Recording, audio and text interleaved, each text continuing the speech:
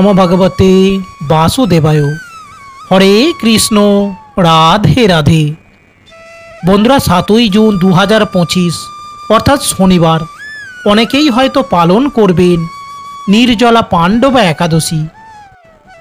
बंधुरा प्रत्येकटी एकादशी भगवान श्रीहरि विष्णुर उद्देश्ये समर्पित हय। बला हय एकादशीर दिने भगवान श्रीहरिके स्मरण करा हय एवं तार पूजा करा हय। ताहले भगवान श्रीहरि ओ मा लक्ष्मीर आशीर्वाद सदा बजाय थाके। और এই निर्जला एकादशीर व्रत যারা পালন করবেন তারা এই বিষয়টি নিশ্চয়ই জানেন যে এই ব্রত ততক্ষণ না পর্যন্ত সম্পন্ন হয় যতক্ষণ না পর্যন্ত সেই একাদশীর ব্রত কথা শ্রবণ করা হচ্ছে। বন্ধুরা, যদি কোনো কারণে এই একাদশীর ব্রতটি আপনি পালন করতে নাও পারেন, কেবলমাত্র এই ব্রত কথাটি শ্রবণ করে একাদশীর দিন ভগবান শ্রীহরি বিষ্ণু ও মা লক্ষ্মীর উদ্দেশ্যে একটি প্রদীপ প্রজ্বলন করতে পারেন। তা হলেও এই একাদশীর পূর্ণ ফল অনেকাংশে লাভ করা যায়। তাই বন্ধুরা, এই নির্জলা পাণ্ডবা একাদশীর ব্রত কথাটি একবার হলেও পারলে শ্রবণ করার চেষ্টা করুন। আশা করি বন্ধুরা এই ব্রত কথাটি শ্রবণ করে আপনাদের অনেক ভালো লাগবে।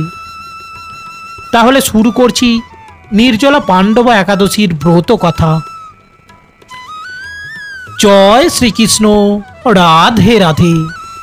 ज्येष्ठ शुक्लपक्षेर এই निर्जला एकादशीर व्रत सम्पर्के ब्रह्मवैवर्त पुराणे श्री भीमसेन व्यास संवादे बर्णित हয়েছে। महाराज युधिष्ठिर बोललेन, हे जनार्दन, आमी अपरा एकादशीर समस्त माहात्म्य श्रवण करिलाम। এখন জ্যৈষ্ঠ শুক্লপক্ষে একাদশীর নাম ও মহত্ব কৃপাপূর্বক আমার কাছে বর্ণনা করুন। ভগবান শ্রীকৃষ্ণ বললেন, এই একাদশীর কথা মহর্ষি ব্যাসদেব বর্ণনা করবেন, কেননা তিনি সর্বশাস্ত্রের অর্থ ও তত্ত্বপূর্ণরূপে জানেন।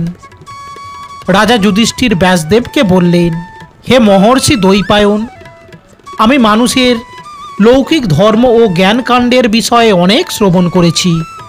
আপনি যথাযথভাবে ভক্তি বিষয়ে কিছু ধর্ম কথা এখন আমায় বর্ণনা করুন।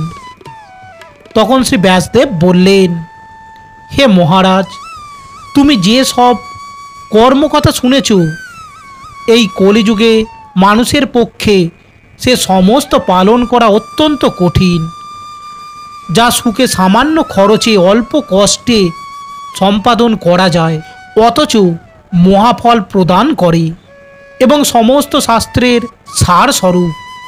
সেই ধর্মই কলিযুগে মানুষের পক্ষে করা শ্রেয়।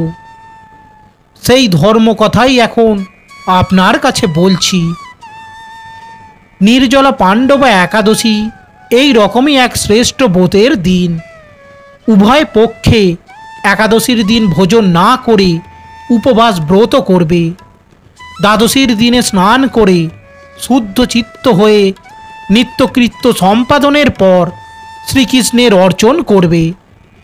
এরপর ব্রাহ্মণ ও দরিদ্র মানুষকে প্রসাদ ভোজন করাবে। অশৌচিতেও এই ব্রত কখনো ত্যাগ করবে না। যে সকল ব্যক্তি স্বর্গে যেতে চায় তাদের সারা জীবন এই ব্রত পালন করা উচিত।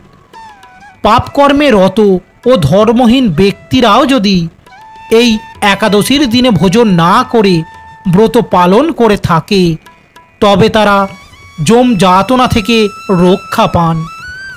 শ্রী ব্যাসদেবের এই সব কথা শুনে গদাধর ভীমসেন অসত্য পাতার মতো কাঁপতে কাঁপতে বলতে লাগলেন, হে মহাবুদ্ধি পিতামহ, মাতা কুন্তী, দ্রৌপদী, ভ্রাতা যুধিষ্ঠির, অর্জুন, নকুল ও সহদেব এরা কেউই একাদশীর দিনে ভোজন করে না।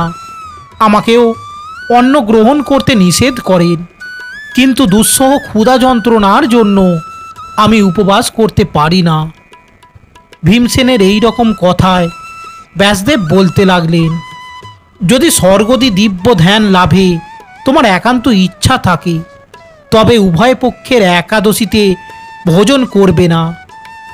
তদুত্তরে ভীমসেন বললেন, আমার নিবেদন এই যে উপবাস তো দূরের কথা, দিনে একবার ভোজন করে থাকাও আমার পক্ষে অসম্ভব, কারণ আমার উদরে বৃক নামে অগ্নি রয়েছে। ভোজন না করলে কিছুতেই সে শান্ত হয় না।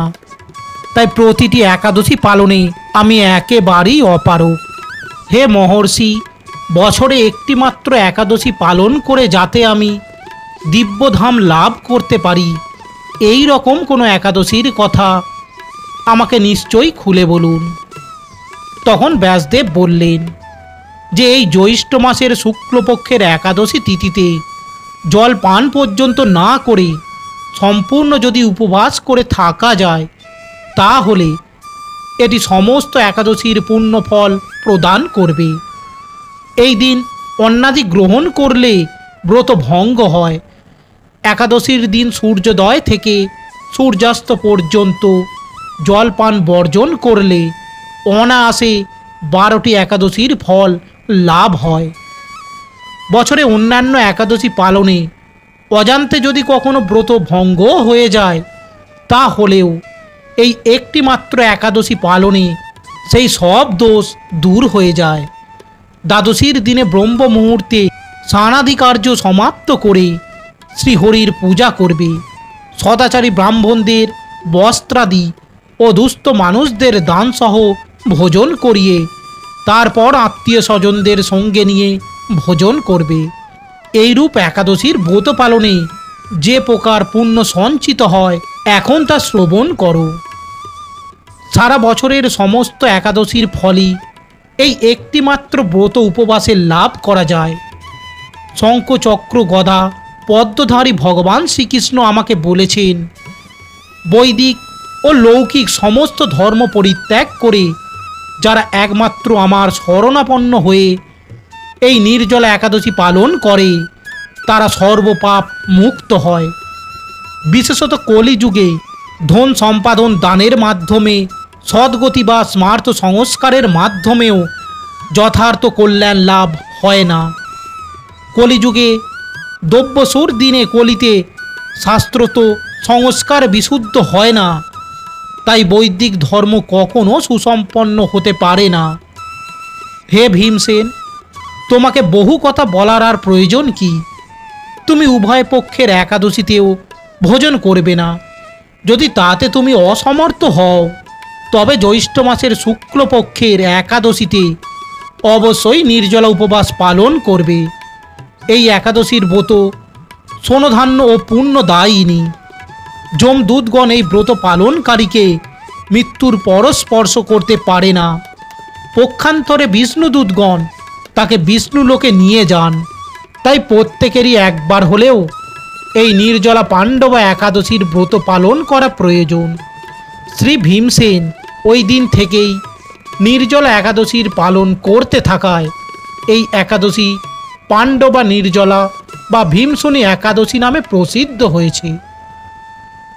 এই নির্জলা একাদশীতে পবিত্র তীর্থস্থান, দান, জপ, কীর্তন ইত্যাদি যা কিছু মানুষ করে থাকে তা অক্ষয় হয়ে যায়। যে ব্যক্তি ভক্তির সাথে এই একাদশীর মাহাত্ম্যের পাঠ বা শ্রবণ করেন, তার স্থান হয় বৈকুণ্ঠ ধাম। এই বলিয়া ব্যাসদেব এই নির্জলা একাদশীর মাহাত্ম্যের কথা তথা ব্রত কথা সমাপ্ত করিলেন। তাহলে আশা করি বন্ধুরা, এই ব্রত কথাটি শ্রবণ করে আপনাদের ভালো লেগেছে। আর ভালো লাগলে একটি লাইক করে যাবেন। আর এই ধরনের সমস্ত রকমের পৌরাণিক ও আধ্যাত্মিক ভিডিও পেতে অনুগ্রহ করে আমাদের চ্যানেলটি সাবস্ক্রাইব করে রাখবেন। আর কমেন্টে ভক্তি ও শ্রদ্ধার সাথে লিখুন, জয় শ্রীকৃষ্ণ, রাধে রাধে। সকলেই ভালো থাকবেন, সুস্থ থাকবেন, এই কামনা করে আজকের ভিডিওটি এখানেই শেষ করছি। জয় শ্রীকৃষ্ণ, রাধে রাধে। ধন্যবাদ।